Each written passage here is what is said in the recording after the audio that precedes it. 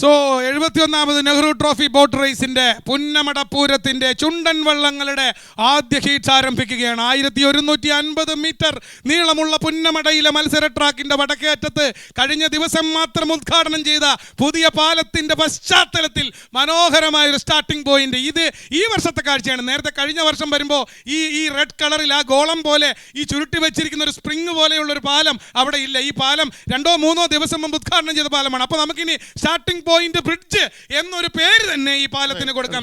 തീർച്ചയായിട്ടും ഇനി എന്നും ഓർമ്മയിലിരിക്കുന്ന നെഹ്റു ട്രോഫി സ്റ്റാർട്ടിംഗ് പോയിന്റ് എന്ന പാലത്തിന് തന്നെ ആ നാമകരണം ഉണ്ടായിരിക്കും. എനിക്ക് ആലപ്പുഴ മുനിസിപ്പാലിറ്റിയുടെ ഇതിൽ നിർമ്മിച്ചതാണെങ്കിലും അറിയപ്പെടാൻ പോകുന്നത് സ്റ്റാർട്ടിംഗ് പോയിന്റിലെ പാലം എന്ന് തന്നെയായിരിക്കും. ഷൈച്ചേട്ടാ, സോ ഒന്നാം ഹീറ്റ്സ് ആരംഭിക്കുകയാണ്. 4ാം ട്രാക്കിൽ ഞാൻ നേരത്തെ സൂചിപ്പിച്ചതുപോലെ 4ാം ട്രാക്കിലാണ് വള്ളംകളി ചരിത്രത്തിൽ തന്നെ ഏറ്റവും വിലപിടിപ്പുള്ള ഏറ്റവും താരമൂല്യമുള്ള വള്ളമായ കാരിച്ചാൽ വരുന്നത്. ഒന്നാം ഹീറ്റ്സിന്റെ 4ാം ട്രാക്കിൽ കാരിച്ചാൽ തുഴഞ്ഞു വരുന്നു. 4ാം ട്രാക്ക് എന്ന് പറയുന്നത് ഞങ്ങൾ ഇരിക്കുന്നത് ഇപ്പുറത്തെ കരയിലാണ്. ഞാനും സുനിലും അടങ്ങുന്ന കമന്ററി ബോക്സ് സെറ്റ് ചെയ്തിരിക്കുന്നത് റമദയുടെ കരയിലാണ്. അപ്പോൾ ഞങ്ങളുടെ തൊട്ടടുത്ത് 4ാം ട്രാക്കിലാണ് കാരിച്ചാൽ ഉള്ളത്.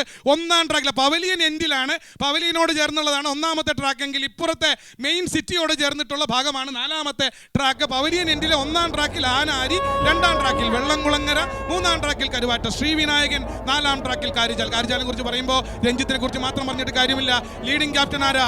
ബൈജു എടത്തൻ എന്ന വിളിപ്പേര്. അദ്ദേഹത്തിന്റെ വിളിപ്പേരാണ് ബൈജു എബ്രഹാം എന്ന ബിജു എബ്രഹാം എന്ന ബിജു എടത്തൻ. ലീഡിംഗ് ക്യാപ്റ്റൻ ആയിട്ടുള്ള 1ാം തുഴ വിജിൽ കൈനകരി 1ാം തുഴ കൈകാര്യം ചെയ്യുന്ന ഷാജിമോൻ കാവാലം 1ാം പങ്കായമെറിയുന്ന ടീമാണ് കാരിച്ചാൽ. നേരത്തെ പറഞ്ഞതുപോലെ കാരിച്ചാൽ കരയുടെ എല്ലാവിധ അനുഗ്രഹങ്ങളുമായിട്ടാണ് കാരിച്ചാൽ ചുണ്ടൻ നെഹ്റു ട്രോഫിയുടെ ചരിത്രത്തിൽ ആദ്യമായി അവര് കാരിച്ചാൽ ജനകീയ ഒരു club, Karichal Chundan boat club എന്ന് പറയുന്ന ജനകീയ പ്രസ്ഥാനം രൂപീകരിച്ച് ആ പ്രസ്ഥാനത്തിന്റെ പേരിൽ ഇതാദ്യമായി കളിക്കാൻ ഇറങ്ങുമ്പോൾ തീർച്ചയായും പ്രാദേശിക വികാരം, അവരുടെ പ്രദേശത്തിന്റെ സ്നേഹം, അവരുടെ പ്രദേശത്തിന്റെ വികാരം എല്ലാ സീമകളെയും ലംഘിച്ച് പുന്നമടയങ്ങ് വാരി തുടരാൻ പോകുന്ന കാഴ്ചയാണ്.